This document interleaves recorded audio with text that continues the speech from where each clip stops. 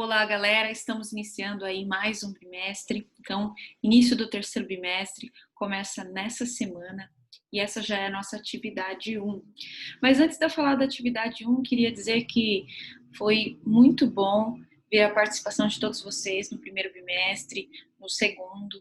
A gente sabe das dificuldades, o quanto é difícil compreender as atividades à distância, né? E também do comprometimento de cada um de vocês. O importante é que vocês, em particular, se comprometam com os estudos, né? Porque o professor, ele passa um determinado conteúdo e, apesar dele estar à distância, né? Cabe ao aluno fazer a sua parte.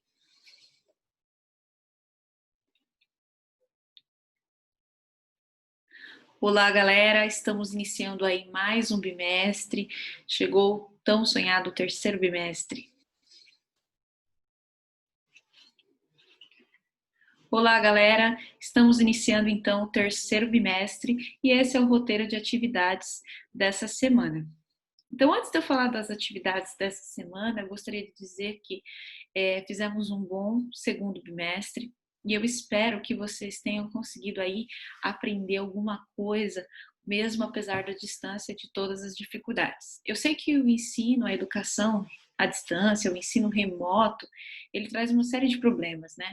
Primeiro que a gente vê aquela quantidade de texto, se é muito texto, a gente está cansado de só ler texto. Se é um monte de vídeos, a gente também fica atarefado e desgostoso com aquelas atividades de vídeo. Eu sei porque eu também sinto isso na pele, né? Nós professores também estamos o tempo todo estudando, então a gente também tem tarefas, como vocês, temos que ler, temos que assistir vídeo, participar de reuniões, então a gente sabe o quanto é difícil, tudo que é proposto para vocês carrega um fardo muito maior do que deveria. Então eu gostaria de dizer para vocês que vocês levem as aulas de língua portuguesa com muita tranquilidade, sem muita cobrança, que vocês possam absorver aí alguma coisa.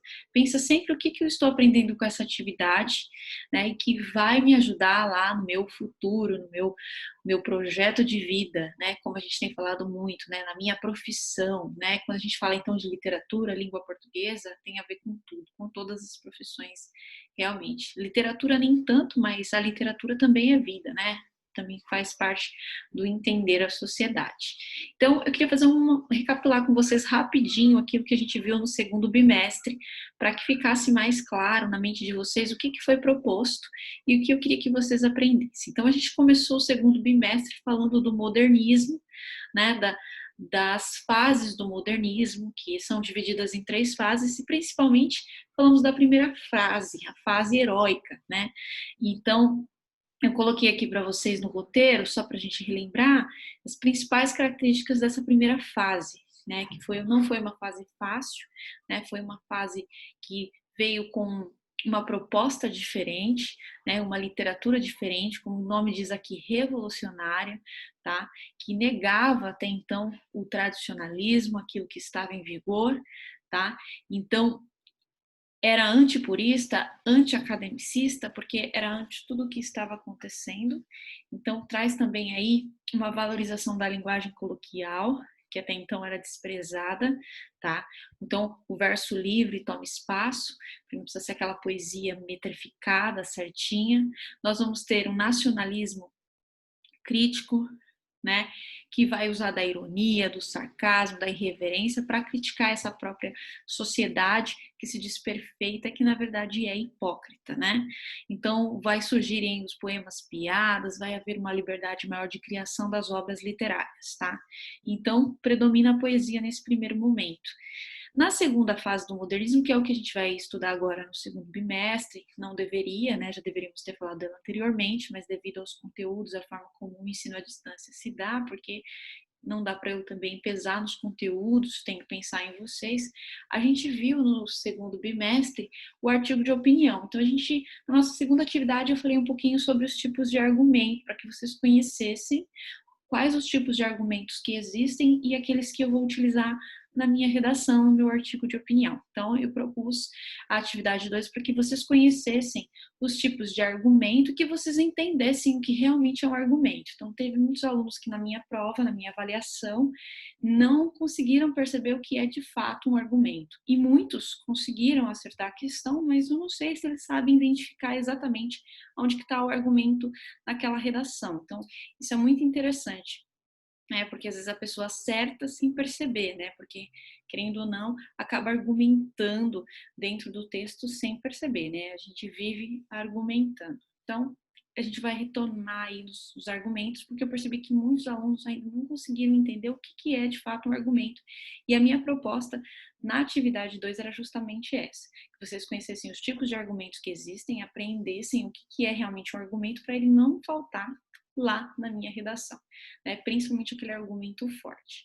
Na atividade 3, vocês tiveram que produzir a redação para mim com o tema, né, o impacto dos influenciadores digitais na formação dos jovens, né, brasileiros, e tivemos redações muito boas. Inclusive, depois a gente pode retomar algumas dessas redações e comentar. Como também nós tivemos muitos alunos com dificuldades, né, de criação e que recorreram a sites na internet para tentar fazer sua redação, que não é o ideal. Tá?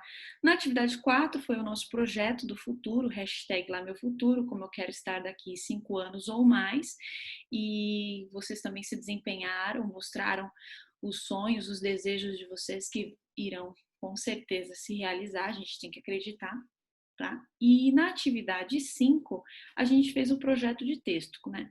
Como análise da redação de vocês. A gente vai retomar também o projeto de texto, então não se preocupem, muita gente respondeu lá, eu corrigi, coloquei a atividade como ok, mas existem algumas falhas e eu vou retomar como fazer o projeto de texto para esse bimestre.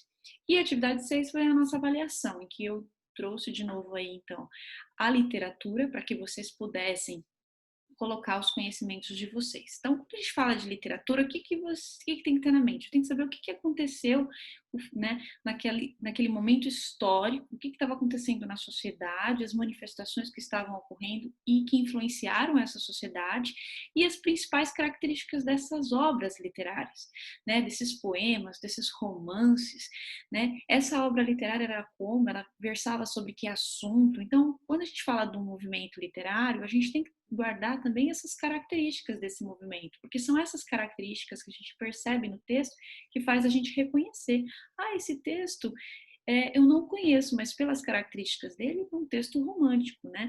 Que denota da época do romantismo, ou um texto realista, né?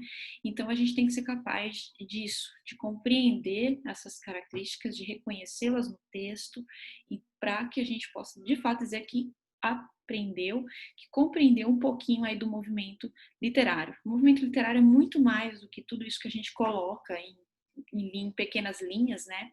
A gente fala em linhas gerais, é lógico que muita coisa acontecia na sociedade, que influenciou tudo isso, mas a gente tem que, infelizmente, resumir, porque a nossa aula é curta e não adianta o professor falar muito, porque o que a gente retém mesmo são as informações mais importantes.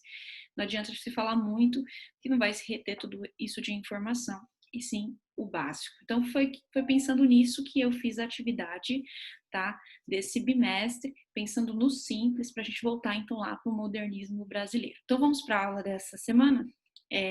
Vocês vão me desculpar por conta dos vídeos, vão ficar extensos, mas também vocês terão só esse trabalho de assistir às minhas aulas, tá bom? Então vamos lá. Aqui no roteiro, como vocês podem visualizar aí, a gente tem, eu coloquei aí para vocês as aulas 1 e 2, eu falar sobre o modernismo, então já falei desse primeiro momento. A segunda fase do modernismo, a gente chama de fase de consolidação, né? Então, tá, como diz aqui no texto, é um momento caracterizado por temáticas nacionalistas e regionais, né? Nós vamos ver aí escritores que vão olhar para as regiões do Brasil e vão principalmente falar dessa questão da injustiça social, do que estava acontecendo no Brasil, e que não se tinha um olhar direcionado para isso. Então, por exemplo, nós vamos ter o Graciliano Ramos com Vidas Secas, que é uma grande obra, né, que vai denunciar lá a seca, os efeitos da seca e o sofrimento do nordestino.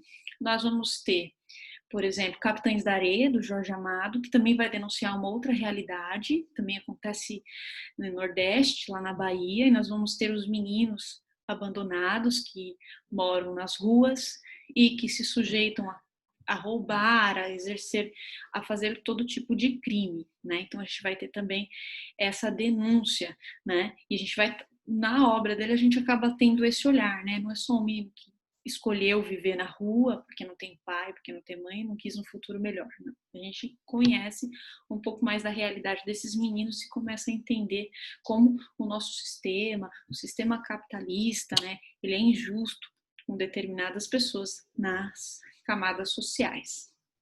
Então, bem interessante a segunda fase do modernismo. Eu acho que nós vamos ter uma poesia, né, lógico, brasileira mais consolidada, né, e que vão versar sobre temas livres, tá? E a terceira fase do modernismo, que é aqui de 1945 e não tem um término, né? Muitos autores colocam um término aí em 1960, mas não há nada certo, tá? Foi uma fase, como diz aqui, pós-modernista, né? E tem gente que acredita que ainda continua até hoje, tá? Mas nesse momento aqui, ó, predominava uma diversidade na prosa. Tanto é que na prosa urbana, que a gente fala urbana, que são histórias voltadas para o nosso cotidiano aqui da cidade, prosa intimista, que falava do íntimo, do interior dos personagens, né, das características psicológicas, e uma prosa regionalista que abordava as questões de cada região, né, os problemas vividos por aquela sociedade em si.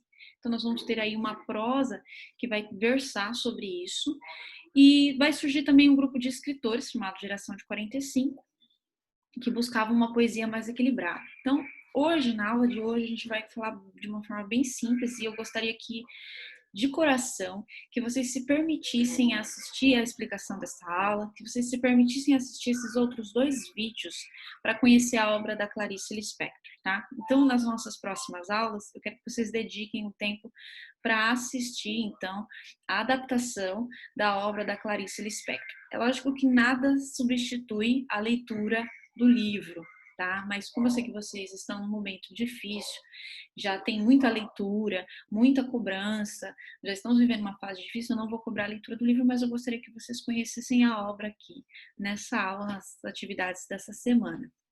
Tá? Então eu coloquei aqui para vocês o livro A Hora da Estrela. Então aqui nós vamos perceber as principais características do modernismo brasileiro da terceira fase, da qual faz parte a Clarice Lispector, e ela busca essa análise mais psicológica, mais intimista dos personagens, e ela traz uma dura realidade brasileira.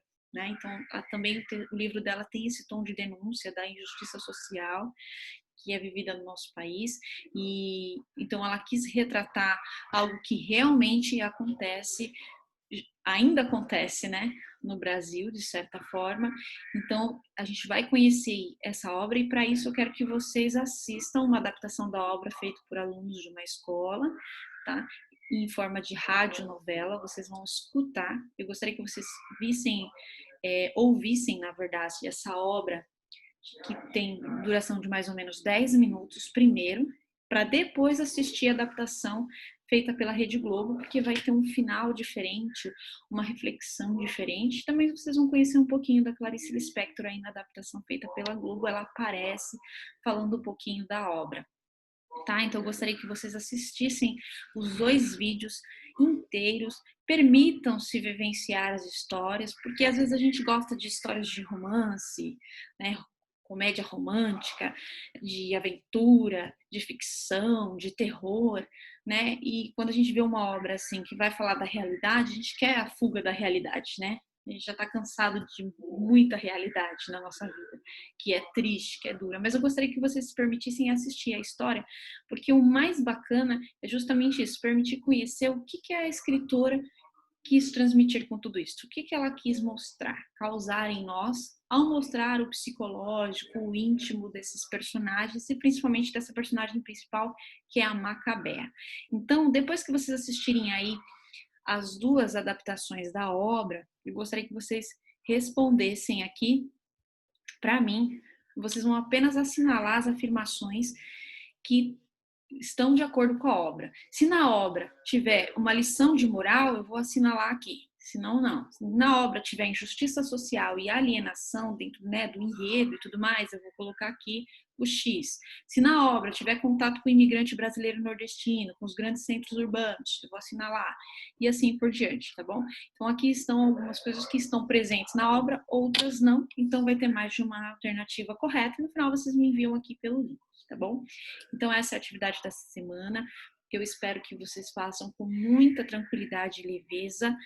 Então, tanto é que eu quero que vocês apreciem a obra da Clarice Lispector de uma forma diferente da original, como seria o livro, mas que vocês se permitissem, então, assistir. Por isso que a minha atividade é uma simples atividade de assinalar com um X aí, para garantir que a atividade foi entregue. E a gente continua conversando sobre esse tema na semana que vem, nas semanas seguintes. Uma boa aula!